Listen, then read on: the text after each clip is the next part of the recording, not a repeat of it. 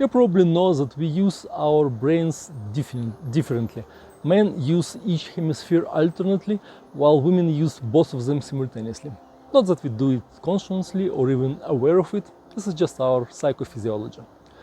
This adds up an extra dimension to a woman's world, making it infinitely richer. Infinitely because a line is an infinity of dots, a plane is an infinity of lines, and the volume is an infinity of planes. Hope you get it. No wonder that men with their linear thinking are unable to understand women's three-dimensional minds. To feel better about ourselves, men came up with another, simpler frame of references in which women are silly while every man is super intelligent.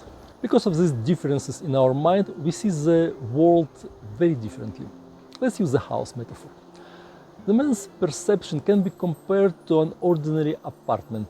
At any given moment, a man is either in the kitchen, in the living room, in the bathroom, oftentimes in the garage. No matter where he is now, he has no idea what's going on in any other room. And he doesn't care. A woman's mind is more like a studio, or considering its size, a loft.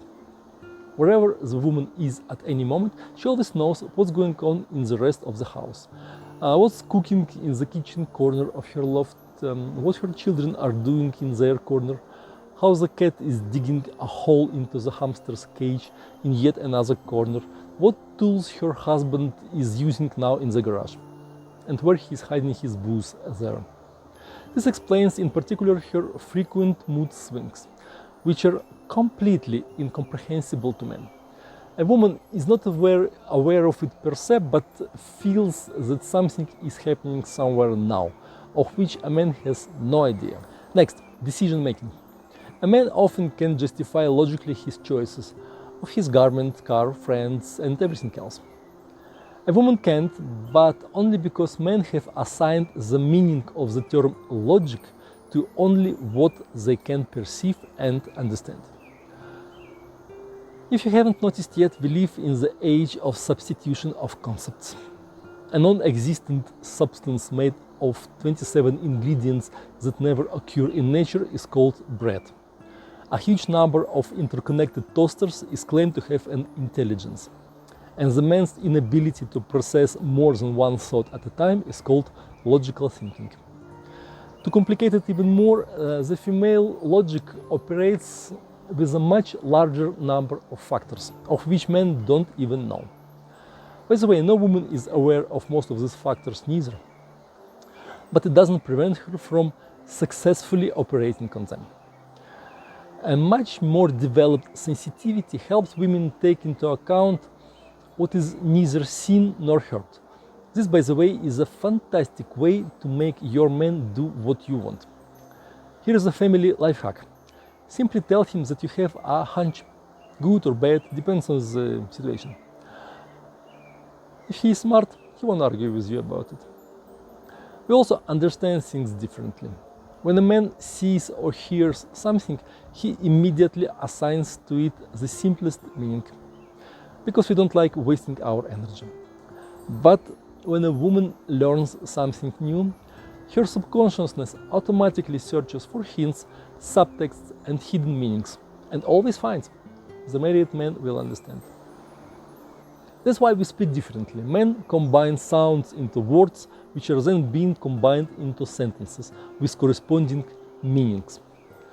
Women also pronounce words, but these words almost always mean something different, depending on her current mood, on her hormonal balance, the moon phase, the disposition of the stars, and 100 of other factors.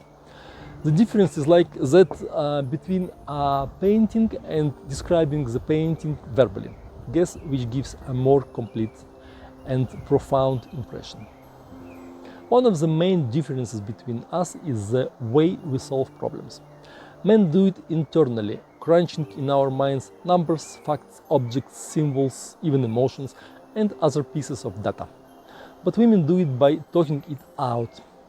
If a woman doesn't talk about her problems, she accumulates mental and emotional toxins.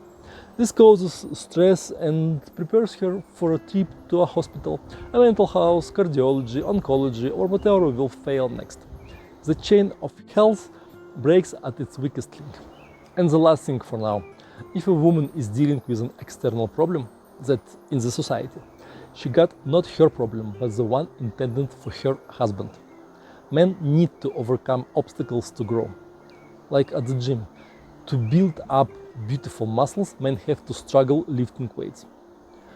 When men get what they want easily, they degenerate. Women don't need difficulties at all. Just because many women are able to handle problems doesn't mean they need them. At the risk of getting shot, I'll say anyway. One of the woman's main goals is to find a man who will be happy to solve her problems. Such men exist, and I can help you find and tame them. Just ask me. You are welcome.